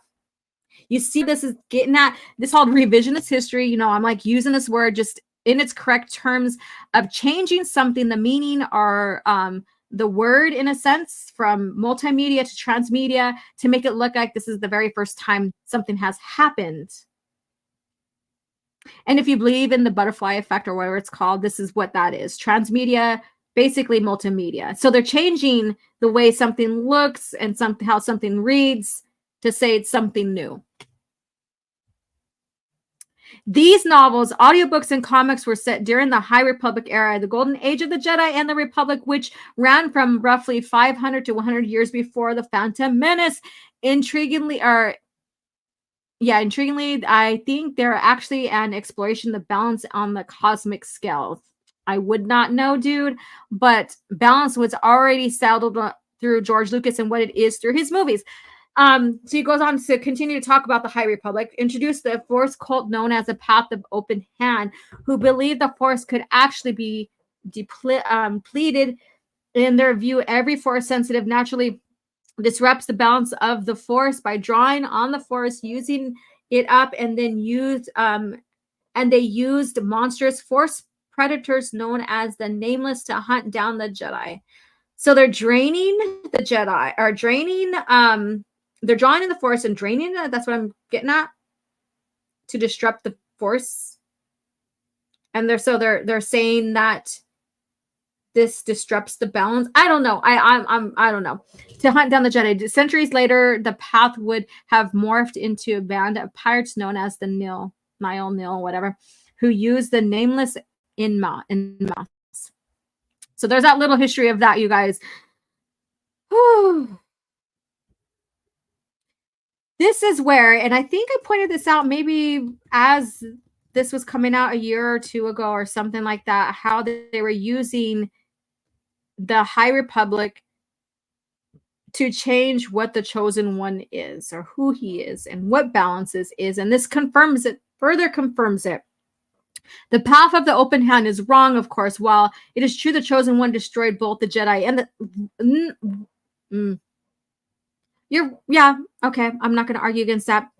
The Chosen One, Anakin under Vader, helped with the purge. And then later he was redeemed, fulfilling the prophecy by destroying himself as a Sith. That's the redemption. And then destroying the Emperor. So then he's going on to say Anakin did not bring an end to all Force users. He's not supposed to bring the end of all Force users. That's not balance. What the fuck are you talking about here, Mr. Bacon Slab? Meaning this doesn't fit with the idea of the ultimate balance. What the fuck is the ultimate balance? But why is the path's philosophy flawed? This so-called the path people, or whatever the fuck they are, is not what George's idea of what balance and who is to keep balance, or what balance is for the Force and for the greater galaxy. I think it is because the Force is generated by life. Well, you fucking think it is? Yoda even tells you that. Well, actually, the Force generates life. The Force flows through all life, everything, even rocks, because the Force is basically that unknown wave of energy and mystical energy or whatever. Okay, so I'm going very woo-woo with this, but you know what I mean. But you think it's because the Force is generated by life? The Force generates life. It's about existence. Without the Force, life predominantly can't exist, really, in a sense, in George's Star Wars, right?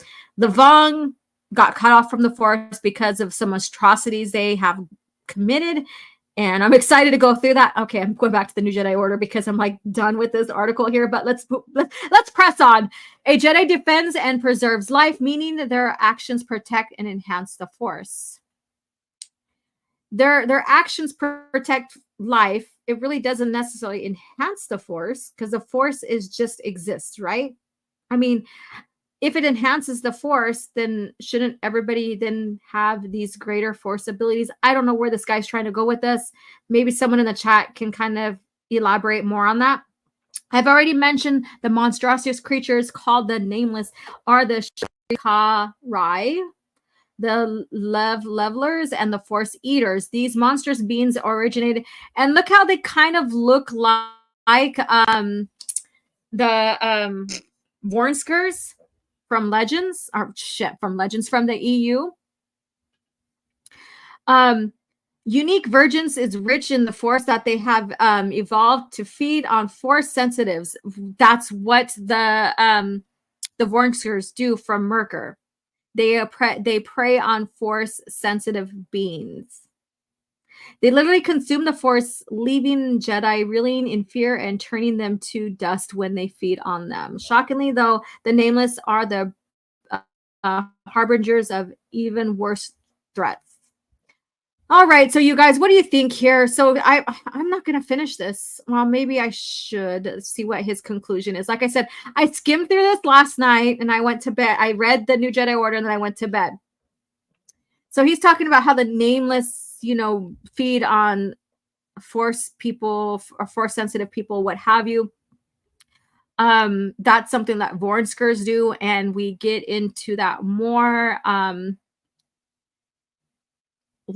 the New Jedi Order and stuff, with the Vong using them and breeding, like they create a super subspecies of the Vornskers called Voxens. This is a tale of world-breaking destruction, and according to George Mann's newly published Tears of the Nameless, so he's talking about that. It flows from the imbalance of the Force. That I think that the last is the last clue I need to put the pieces together. So this is where his conclusion is. The Force is generated by life. The Force generates life, and it loses balance when there is death on a cosmic scale. It's not necessarily, because if it loses balance because of death on a cosmic scale, then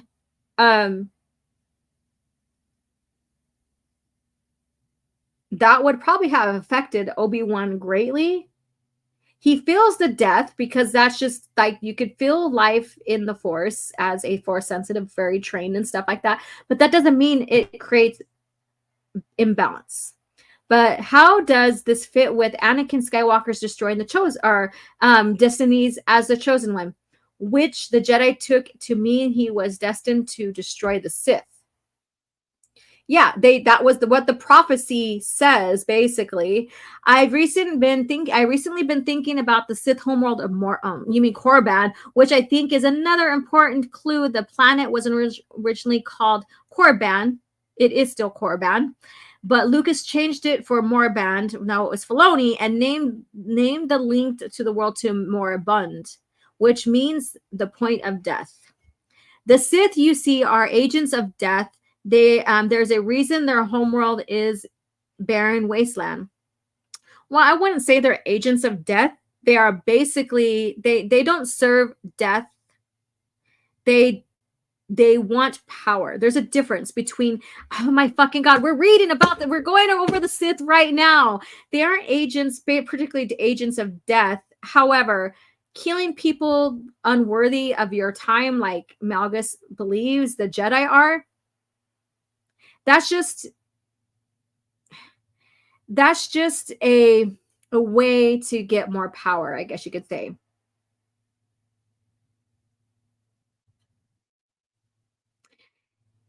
Okay, and the Sith redoubt of Exegol in Star Wars. Oh, yeah. The Rise of Skywalker is devoid of life, that they consume and destroy their very existing creatures of imbalance in the Force. Well, they are imbalanced in the Force because they are dark side. So they are the warped, version of the Force, I guess you can say. The shot of the dark side falls across the galaxy when the Clone Wars began. The Sith orchestrated countless atrocities and act of genocide during the galactic conflict. Death only increased under Palpatine's reign, with the Emperor eagerly seeking to create super weapons that could destroy their entire planet. So he was seeking, actually, during the Clone Wars, we see in Attack of the Clones, is when the Death Star started being produced. So he was not seeking during the time. He already had one going and being in production. It is expression of their purpose because they established dominance through the destruction. Well, there you go. But they're not the agents of death, basically. They're not really.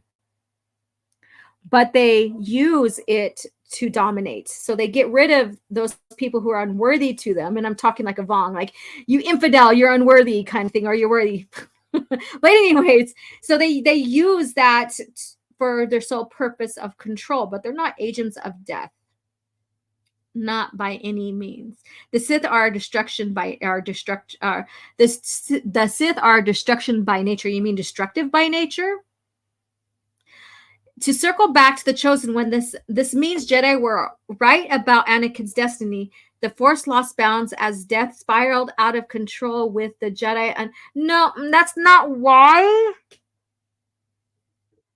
the Force lost balance. It didn't lose balance because death spiraled out of control. It lost balance because of the rise of the Sith and them imposing themselves. Yes, chaos happens with them and stuff like that, and dark side and all this other stuff happens to feed, or I guess you could say, on that stuff. But the death did not spiral out of control and then cause imbalance like you're suggesting. I haven't even read you guys' chat here. More balance sounds so lame. Core balance sounds better. It does. Let's see here. Silver. Oh, you guys are talking right there. OG is annoyed. Laugh my ass off. I'm glad you're enjoying my annoyance. All right. I've been to the Sith Academy on Korriban multiple times. Lovely place. Lucasfilm are afraid to make new spin-offs set after the rise of Skywalker. Wait, what? Let's see here. I did my Sith mission on Korriban, so that's how I remember it. And Rise of Skywalker isn't canon anyway, so I don't even care. Laugh out loud. Yeah, true. And neither is Andor or Rogue One, so maybe you shouldn't care about those either, but, I digress. The Sith are space dictators, not space grim reapers, correct? Oh, damn it. Abunas, love you. It may be just me, but some of TCW tie-ins I've read have much better concepts than whatever the High Republic has. Let's see here. And that is saying a whole lot. And let's see here. Hey, that ain't fair. Hey, you put yourself in that predicament. You know me. I'm going to answer back at that. I'm going to slap back at that, Abu. You know that. Kyle Katarn and Jan Horse for the win, for the W. Yeah. So anyways, let's finish this shit, and then we can go on with our lives. And I can go and read. I can go and have some lunch with the community, and then I can read and all that fun stuff. Where did I leave off at? A Sith Lord literally took control of the Republic for over a decade without the Jedi knowing it. What? Huh? Oh, you're talking about I got lost there. You're talking about Palpatine's return. Well, the Jedi weren't fully formed because you guys made Luke Skywalker an absolute cuck loser. So that's where I'll leave that at with your guys' lore. Anakin's destiny was to put matters right to destroy the Sith, as foretold in the Star Wars Episode 1, The Chosen One prophecy. So basically, they're saying, yeah, we agree with George that the Chosen One had to destroy the Sith to bring back balance because balance is the dark side. But this idiot, Mr. Bacon Slab, took it further to say that Sith are basically Grim Reapers of the galaxy and that death causes imbalance and causes the dark side. So there you go. That's his conclusion here. Are you guys surprised by this? I absolutely am not. Laugh out loud. Laugh my ass off. Oh my god, OG is going scorched earth today. I am. And this is all due to me asking Soul Assassin last night because I wanted to read pick up back on my book after I got done prepping CAF chat. I wanted to read and I asked him to find me a Cringe Factor article. This is so cringe. I'm so sad right now. I'm sorry you're sad.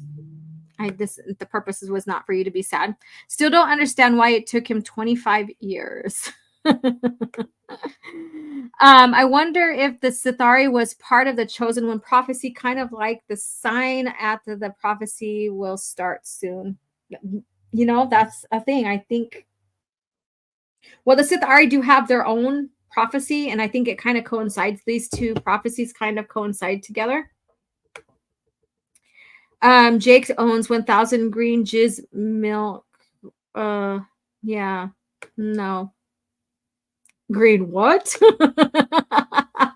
Oh my god, you went there. Holy crap, I kind of like deflated on that. I kind of deflated on that. You guys heard that. I just searched Sator. Is still running. Wonder if my account still exists. I don't know. You should check it out. So that is it. Thanks, Soul Assassin, for that wonderful, wonderful, wonderful Cringe Factor. And again, to recap, let me pull this up here. This is posted on Twitter. Here's your Lucas facts. George Lucas, 1973, what inspired him, and a little bit of information on some of his treatment that he was going through in developing Star Wars. And I'm going to go back to that. And that's out of the archives. I'm sorry I didn't share the page, but it's in the archives. And then again, Book of the Week by James Luceno, Cloak of Deception. That is on Twitter as well. So feel free to check that out, like it, share it out, what have you, because the continuity notes is very important. It's a great counter towards these anti-EU shills and Disney shills who think that George Lucas did not like the EU. And you can kind of say that this is like another prequel novel leading up to Attack of the Clones. No, not Attack of the Clones. I'm sorry. But yeah, you know what I mean. But there you have it. So thank you guys again. And again, go check out my analyzation of the interview between Stuart Beatty or Batty and Star Wars Theory. I went through and broke down. I pointed out that what he knows less of, like the Force, Obi-Wan character, and all this Obi-Wan Kenobi character. So I went through and presented and encountered what he is saying and broke things down. So that was quite fun. If you guys were there, I'm glad that you guys sat in with me on that. It only took 2 hours. Not bad at all. And tomorrow night, catch me on the spacing as well. And thank you guys again for tuning in. And I'm going to go through and see what you guys are saying before we close out. I'm going to go to this one here. It's getting hard to find Cringe on Twitter. I think they are aware of Cringe Factor. Probably. I mean, shoot, I'm like breaking this shit down and probably humiliating these guys, but I don't care if I'm humiliating them. It's like, they're fucking stupid. That's all I got to say is they're stupid. Let's see here. And pretty sure Silver I can find out for you. Okay, you guys are chatting right there. The Sithari prophecy is somewhat similar, but it talks of the limitless Sith that will lead the Sith, destroy them, resurrect them, and make them stronger than before. Yeah, and so that goes into Bane. The last cinematic was done by ILM, not Blur Studios like the others. I'm on Discord, but not in their channels. Smash the like on the way out. Yes. And again, if you're catching the replay, thank you for sticking out and hanging out with me this whole time. Leave a comment below. Like, as always, support the channel by becoming a member. Quick, what would your Sith class, or wait, quick, what would be your Sith class, chat? So here's your question for you guys. We'll hold on here for a few more minutes. Yeah, purists shake my head. The Disney has found out where we hid out, and now they drop in their bullshit in the game. So here you go. Here's an important question. And he says, I'd be assassin, obviously. And then I remember that the Phantom Menace novel, Anakin has been saving Tusken Raiders that was trapped. Yeah, that was a really good piece in the novel.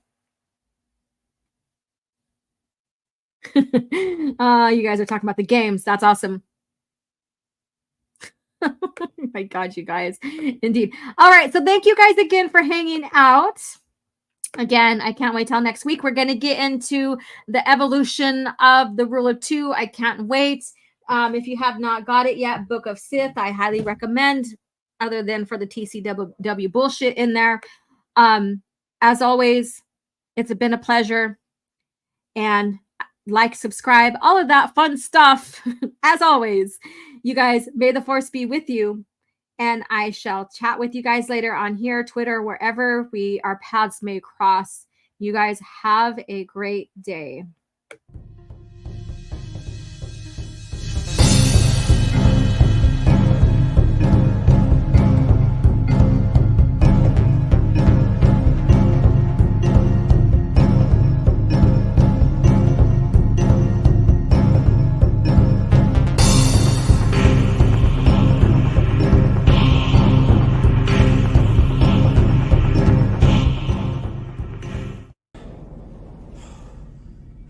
Another happy landing.